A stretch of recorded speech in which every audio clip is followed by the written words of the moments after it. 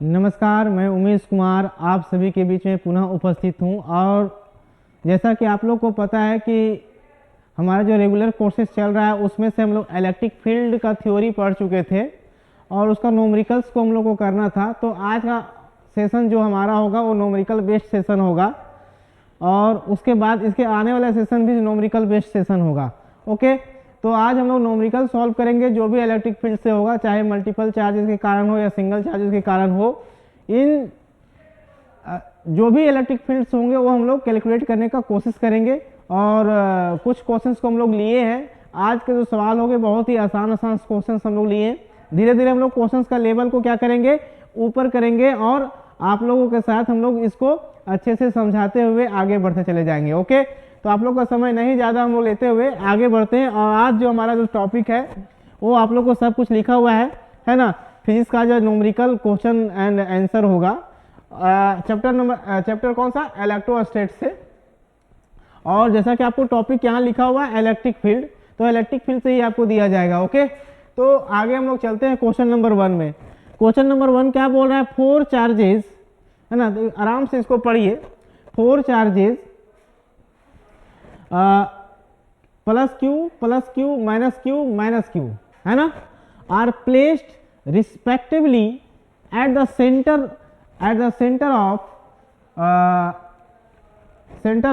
4 corners A B C D of a square of side A. Calculate the electric field at the center of the square. Okay, तो आप समझिए इस question को। आप next page में समझते हैं। इसको बोल रहा है कि इसको करना क्या है कि एक स्क्वायर लेना है।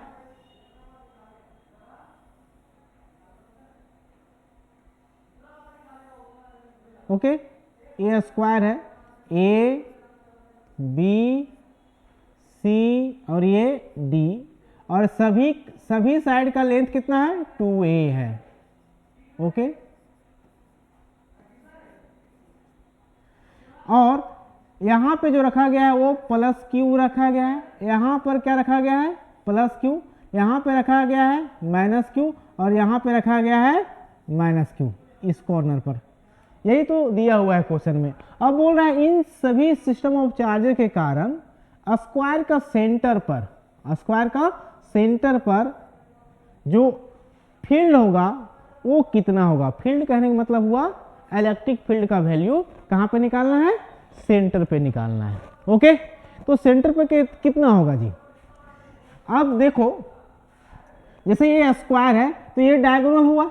क्या हुआ, वो डायगोनल। और डायगोनल का लेंथ कितना होता है, यदि किसी स्क्वायर है, ये कोई स्क्वायर है, यदि ये साइड ए है और ये भी साइड ए है, तो ये डायगोनल कितना होगा, √2 इंटू ए।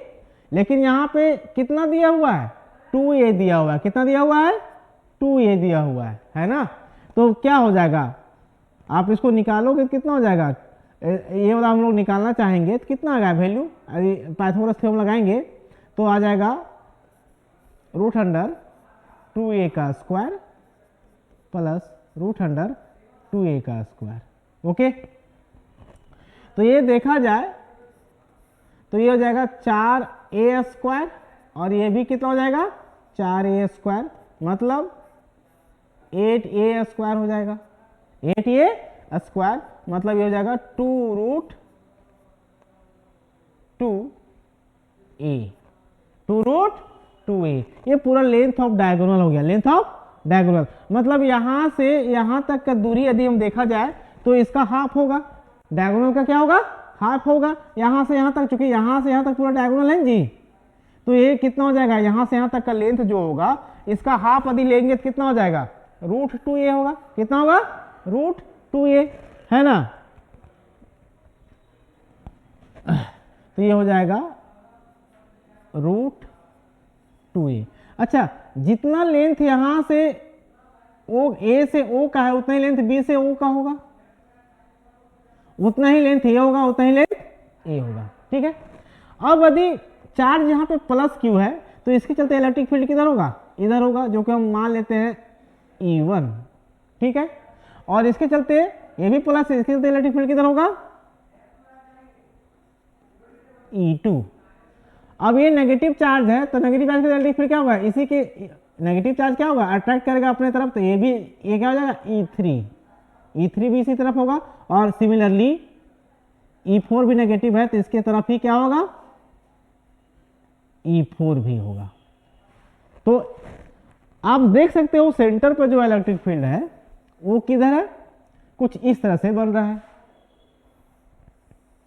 है ना। ये दोनों डायगोनल आपस में क्या होंगे, 90 डिग्री होंगे। इधर कौन कौन सा है, E1 और क्या है, E3। इधर कौन कौन सा है, E2 और E4। ओके, तो सबसे पहले देखा जाए मैग्नीट्यूड ऑफ चार्ज और पॉइंट O का जो दूरी है सभी चार्जेस से क्या है, सेम है, मतलब सभी के चलते जो मैग्नेटिक फील्ड होगा एट द सेंटर क्या होगा, इक्वल मैग्नीट्यूड में होगा। क्या होगा, इक्वल मैग्नीट्यूड में होगा। तो ये कितना हो जाएगा, E1 का वैल्यू जो होगा, यदि मैग्नीट्यूड की बात करेंगे हम लोग, तो ये सभी का मैग्नीट्यूड इक्वल होगा, सभी का मैग्नीट्यूड क्या होगा, इक्वल होगा। हम लोग क्या कर रहे हैं, सभी का मैग्नीट्यूड को इक्वल कर दे रहे हैं, क्योंकि सभी का कंडीशन क्या है, सेम है। और ये कितने होगा, Q बाय, चूंकि एक पॉइंट चार्ज है तो पॉइंट चार्ज के चलते यहाँ पे कितना हो जाएगा, 4Q by 4 pi epsilon naught R की जगह पे कितना हो जाएगा, √2a का स्क्वायर। इसको आप सॉल्व करोगे तो कितना आ जाएगा, Q by 4 pi epsilon naught, और ये कितना हो जाएगा, 2 इंटू ए स्क्वायर। ये मैग्नीट्यूड ऑफ इलेक्ट्रिक फील्ड निकला एक चार्ज के चलते, ठीक है। अब यहां पे देखा जाए कि ये वाला, इसको मान लेते हैं E-1, और इसको ये दोनों इधर जो नेट है, ये जो नेट इलेक्ट्रिक फील्ड है, तो मान लेते हैं E-1 जो है वो हो जाएगा वेक्टर सम ऑफ E1 और E3। ओके, तो चूंकि क्या है, दोनों सेम डायरेक्शन में होगा तो सिंपल एडिशन हो जाएगा, दोनों सेम डायरेक्शन तो सिंपल एडिशन हो जाएगा। और दोनों का मैग्नीट्यूड क्या है, सेम है, दोनों का मैग्नीट्यूड क्या है, सेम है, दोनों का मैग्नीट्यूड क्या है, सेम है। तो कहने में मतलब ये हुआ, या तो 2E1 लिख लो या फिर 2E3 लिख लो। तो इसमें हम क्या करेंगे, 2 से मल्टीप्लाई करेंगे, तो E-1 का जो वैल्यू होगा, इसका जो मैग्नीट्यूड निकलेगा वो कितना निकलेगा, 2 इंटू इलेक्ट्रिक फील्ड का जो वैल्यू है ये लिख लो, Q upon 4 pi epsilon not 2 into a square. तो ये 2 कैंसल, तो जो इलेक्ट्रिक फील्ड का जो वैल्यू होगा E' जो इस तरफ है, मतलब ए वाला लाइन में है ना, वो कितना हो जाएगा, Q by 4 pi epsilon not a square. क्योंकि ये ए है तो ये जैसा लिखना चाहिए, A epsilon not a square. इतना ही हुआ, लेकिन किधर, यदि वेक्टर फॉर्म में देखा जाए तो किधर है, ये अलोंग ओसी है ना, वो फिगर में साफ दिख रहा है आपको, है ना। अब सिमिलरली इसका भी आप निकालोगे कितना आएगा, उतना ही आएगा। सिमिलरली इसका भी वैल्यू कितना आएगा, सेम इसी तरह से निकाल लेंगे। तो ये E2' का जो मैग्नीट्यूड है वो कितना आएगा, सेम आएगा,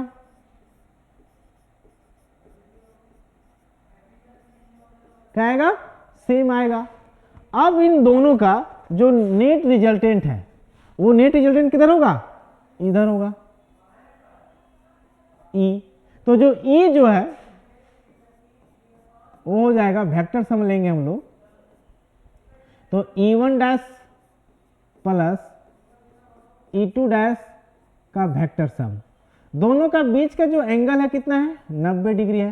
क्योंकि जो डायगोनल होता है वो कितना होता है, 90 डिग्री बनाता है आपस में, ठीक है। तो डायगोनल जब 90 डिग्री बनाएगा तो इसका जो मैग्नीट्यूड होगा वो कितना होगा, तो क्या हो जाएगा, E1' का स्क्वायर प्लस E2' का स्क्वायर। अब दोनों का मैग्नीट्यूड सेम है, दोनों का मैग्नीट्यूड सेम है, देख लीजिए, ये इसका मैग्नीट्यूड और इसका मैग्नीट्यूड सेम है, तो दोनों जगह पे हम लोग कुछ भी हम लोग इसके जगह पे लिख सकते हैं, इसके जगह पे हम लिख सकते हैं E1 डैश, तो मतलब क्या हो जाएगा 2E1 डैश का स्क्वायर।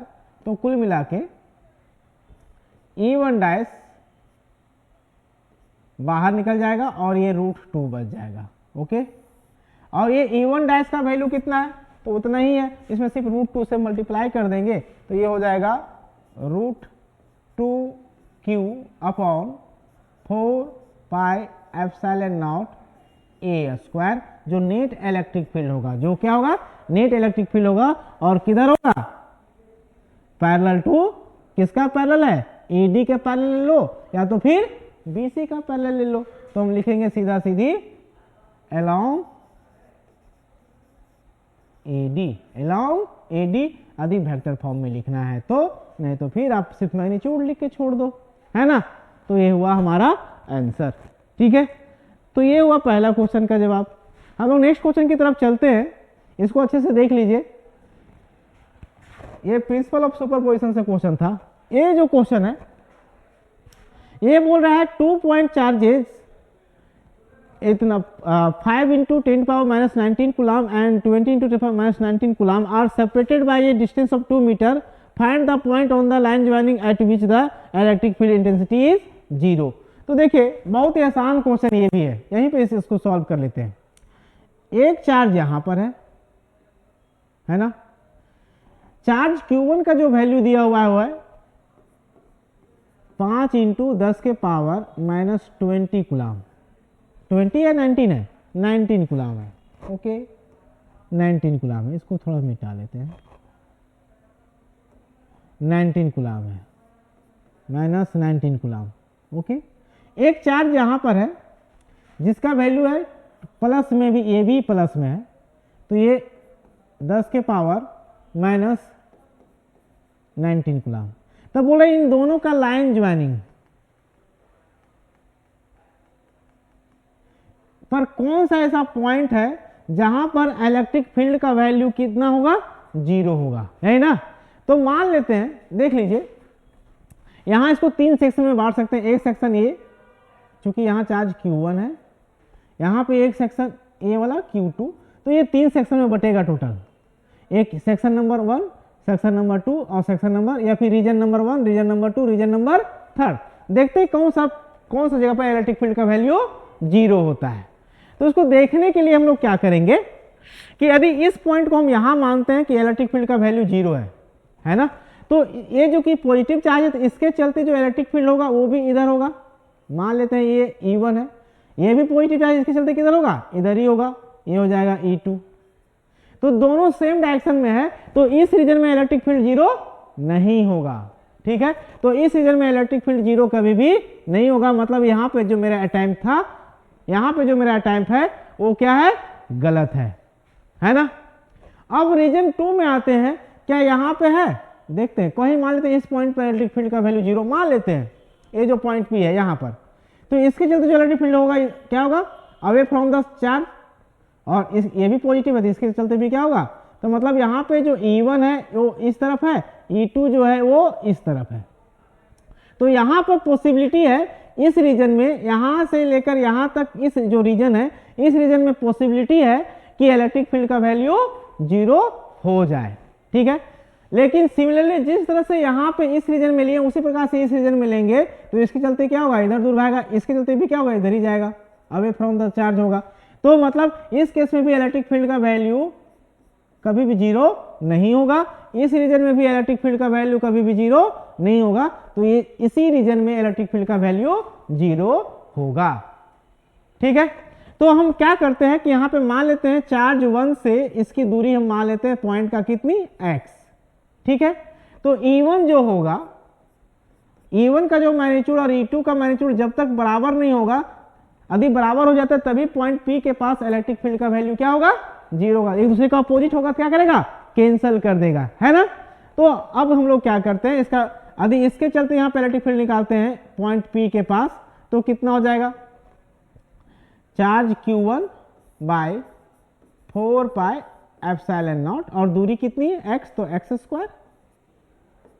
सिमिलरली Q2 अपॉन इसके चलते यहाँ पे निकाल रहे हैं E2 का वैल्यू, तो क्या होगा 4 पाई एप्सिलॉन नॉट, और डिस्टेंस कितना बचाएगा यदि ये x है।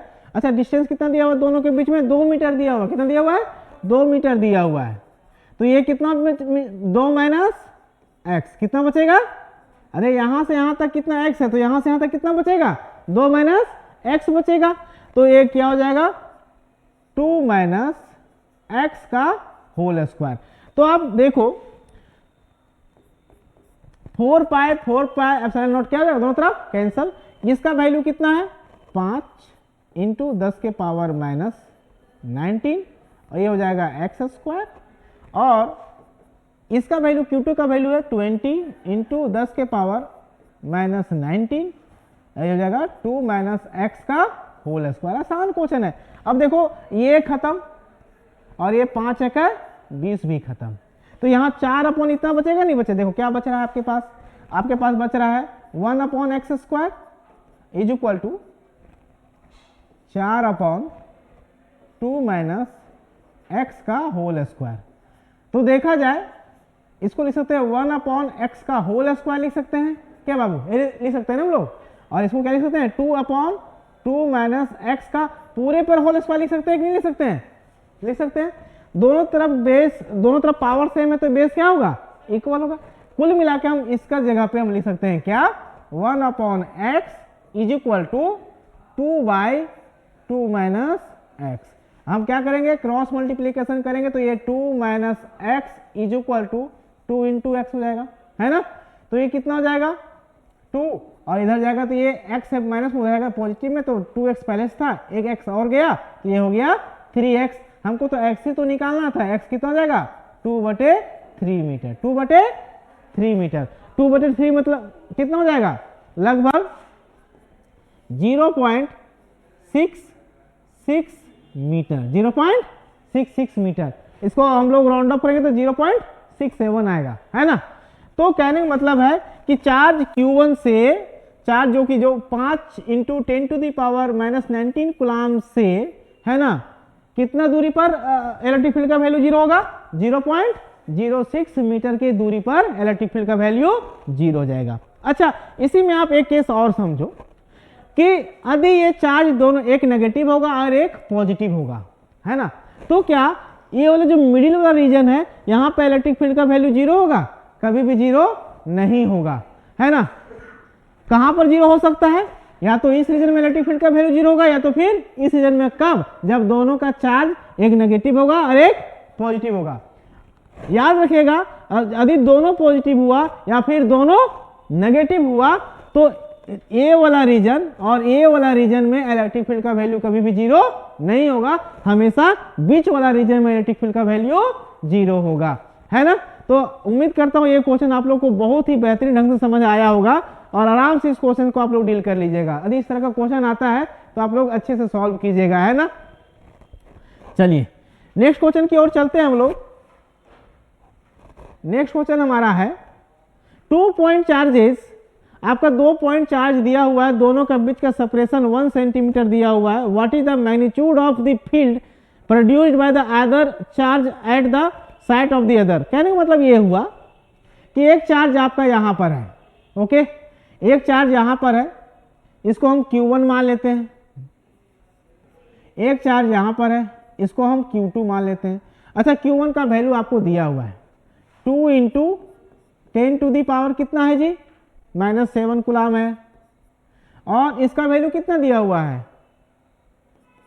1 into 10 to the power -7 coulomb. बोला है दोनों चार्ज के चलते दोनों का बीच का दूरी कितनी है, 1 सेंटीमीटर है, बहुत ही नजदीक है। तो इस चार्ज के चलते यहां पे इलेक्ट्रिक फील्ड कितना होगा और इस चार्ज के चलते यहां पे कितना। अच्छा इस चार्ज के चलते जो इलेक्ट्रिक फील्ड यहां पर होगा वो क्या होगा, E1 होगा, क्योंकि पॉजिटिव है तो दूर जाएगा। और इसके चार्ज 2 के चलते जो यहां पर होगा वो क्या होगा, ये कितना होगा, E2 होगा। क्योंकि दोनों पॉजिटिव चार्ज है तो इलेक्ट्रिक फील्ड का जो डायरेक्शन होगा अवे फ्रॉम द चार्ज होगा, ओके। तो ये अवे फ्रॉम द चार्ज हम लोग ले लिए। तो यहां पर हम लोग E1 निकालते हैं, है ना। तो E1 जो होगा वो क्या है, electric field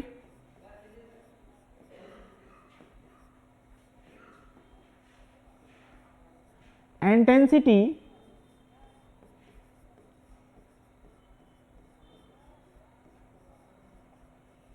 due to charge Q1 at the site of Q2। तो कितना हो जाएगा, सीधा सीधी पॉइंट चार्ज वाला फॉर्मूला लगा देंगे तो क्या होगा, Q by 4 pi epsilon naught R। R कहने का मतलब डिस्टेंस, तो डिस्टेंस कितना हो जाएगा, Q का वैल्यू आपको पता है कितना है, 2 इंटू 10 के पावर -7। 4 पाई का वैल्यू आपको पता है कितना होगा, 9 इंटू 10 के पावर 9, ये पूरा 1/4। और R कितना हो जाएगा, आपको पता है 0. यदि 1 सेंटीमीटर है तो 0.01। 100 से डिवाइड करना पड़ेगा ना, 100 से डिवाइड करेंगे तो इतना आएगा, सॉरी स्क्वायर छूट गया था, ए स्क्वायर। इसको सॉल्व कर लो, ये आ जाएगा न्यूटन पर कूलम्ब में आंसर आ जाएगा। ठीक है, सिमिलरली आप इसको सॉल्व कर सकते हैं ना, 9 दूनी 18 हो जाएगा ये, और ये 10 के पावर कितना हो जाएगा आप बता दीजिए, 2 हो जाएगा, और नीचे 10 के पावर कितना हो जाएगा, -4। तो ये ऊपर जाएगा तो कितना हो जाएगा, 18 इंटू 10 के पावर 6, 10 के पावर 6 न्यूटन पर कूलम्ब, इतना आएगा। किसके चलते, चार्ज Q1 के चलते एट चार्ज Q2 के पास। सिमिलरली आप आदि आप निकालना चाहते हैं किसके चलते, E2, मतलब electric field at the site 1 at the charge 1 due to charge Q2। तो इसका भी वैल्यू कितना हो जाएगा, Q2 यहाँ पे रखेंगे, और ये 4 पाई एप्सिलॉन नॉट हो जाएगा। डिस्टेंस तो वही है, डिस्टेंस क्या है, वही है। तो Q2 का जो वैल्यू होगा, Q2 का वैल्यू कितना दिया हुआ है, 1 लिखे जरूरत नहीं है, तो ये क्या होगा 10 के पावर -7, और ये 1/4 पाई का वैल्यू कितना होता है, आप लोग को सभी को पता है इतना होता है, और ये R का वैल्यू फिर वही 0.01 का स्क्वायर हो जाएगा। ओके, तो कहने का मतलब ये हुआ, इसको सॉल्व करेंगे तो आपको पता है यहाँ बेस से में तो पावर ऐड हो जाएगा, तो ये 10 के पावर 2 बच जाएगा, और ये 9 हो जाएगा, और ये 10 के पावर कितना हो जाएगा, -4। तो ये कितना हो जाएगा, 9 इंटू 10 के पावर +6 न्यूटन पर कूलम्ब। तो कुल मिला के इसका जो वैल्यू है, इसके चलते Q1 के चलते जो यहाँ पे जो इलेक्ट्रिक फील्ड है वो है कितना, 18 इंटू 10 के पावर 6, और Q2 के चलते Q1 के पास कितना इलेक्ट्रिक फील्ड है, 9 इंटू 10 पावर 6 न्यूटन पर कूलम्ब। तो ये देख लीजिए, आसान क्वेश्चन था, है ना। नेक्स्ट क्वेश्चन की तरफ हम लोग चलेंगे।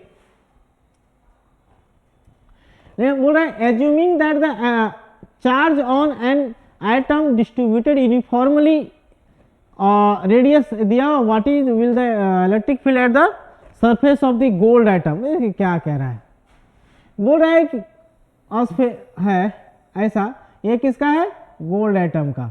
तो गोल्ड एटम का जो न्यूक्लियस में जो प्रोटॉन की संख्या कितना होगा, Ze के बराबर। Z मतलब एटॉमिक नंबर ऑफ गोल्ड कितना होता है, 79। कितना होता है, तो total number of positive charge कितना हो जाएगा, total number of positive charge, है ना, कितना हो जाएगा, Z इंटू E। तो ये होगा 79 इंटू E का वैल्यू कितना होता है, 1.6 इंटू 10 टू पावर -19 कूलम्ब। तो टोटल चार्ज, तो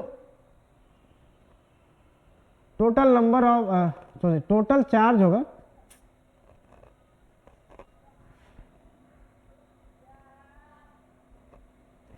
total number of positive, total charge होगा, सॉरी इसको थोड़ा सा ना, गोल्ड एटम है तो एटॉमिक नंबर कितना है 7, तो नंबर ऑफ प्रोटॉन कितना हो जाएगा, 79 होगा नहीं होगा।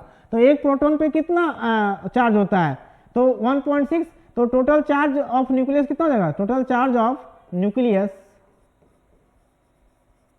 कितना हो जाएगा, इतना हो जाएगा, इतना कूलम्ब हो जाएगा। और इसी चार्ज के चलते यहाँ पर क्या होगा, पॉजिटिव चार्ज होगा, जो कि रेडियस दिया हुआ है। रेडियस कितना दिया हुआ है, दिया होगा रेडियस, दिया ही नहीं, देखिए रेडियस दिया हुआ है 10 टू द पावर -10 मीटर। तो रेडियस दिया हुआ है तो इलेक्ट्रिक फील्ड का वैल्यू कितना होगा सरफेस पर, बता दीजिए। Q बाय 4πε0 r स्क्वायर, तो Q का वैल्यू 79, टोटल चार्ज तो ही निकाल के हम लोग रखे हैं, तो ये हो जाएगा 1.6 इंटू 10⁻⁻90। और ये अच्छा 1/4 का वैल्यू कितना होगा 9 इंटू 10⁻9। और ये रेडियस कितना है, रेडियस दिया हुआ 10⁻−10, तो 10⁻−10 का स्क्वायर। इसको आप सॉल्व कीजिएगा तो क्या मिलेगा जरा देखिए। इसको सॉल्व कीजिए, 9 9 81, हाथ में एक हाथ में 8, और फिर 9 7 63 और 8 कितना हो जाएगा 71, है ना, इनटू। अब जरा 10 वाला देख लेते हैं, यहां पर 1.6 भी है और ये 10 के पावर 19 है और 10 के पावर 9 है, तो सॉल्व करेंगे तो कितना हो जाएगा 10 के पावर -10। और नीचे देखा जाए तो ये 10 के पावर -20 है, ऊपर जाएगा तो ये प्लस में जाएगा और ऑलरेडी ऊपर में नेगेटिव में 10 है, तो प्लस में 10 में बचेगा, तो ये कितना हो जाएगा 711 इंटू 1.6 इंटू 10 के पावर 10। अभी ये इसको हटा देंगे तो कितना जाएगा 711 इंटू 16, और एक चूंकि पॉइंट हटाए तो एक पावर यहाँ घट जाएगा, तो ये 9 न्यूटन पर कूलम। इसको आप सॉल्व कर लीजिए और इसको और भी आप लोग नीचे मतलब और छोटा वैल्यू करके लिख सकते हैं, तो आप इसको कर लीजिएगा। ओके, आज का क्लास इतने ही तरह से, चूँकि सेशन लंबा हो रहा है तो ज़्यादा लंबा सेशन होने के बाद थोड़ा दिक्कत भी होता है अपलोड करने में, है ना। तो ऐसे साथ आज हम लोग आगे जो भी क्वेश्चंस होंगे इसके आगे हम लोग नेक्स्ट क्लास में करेंगे, नेक्स्ट सेशन में हम लोग करेंगे, और इससे थोड़ा कुछ जो क्वेश्चंस का लेवल जो होगा वो थोड़ा सा और अप होगा। तो तब तक के लिए थैंक यू एंड धन्यवाद, और हमारा चैनल को सब्सक्राइब कर लीजिए और शेयर भी कीजिए। जय हिंद।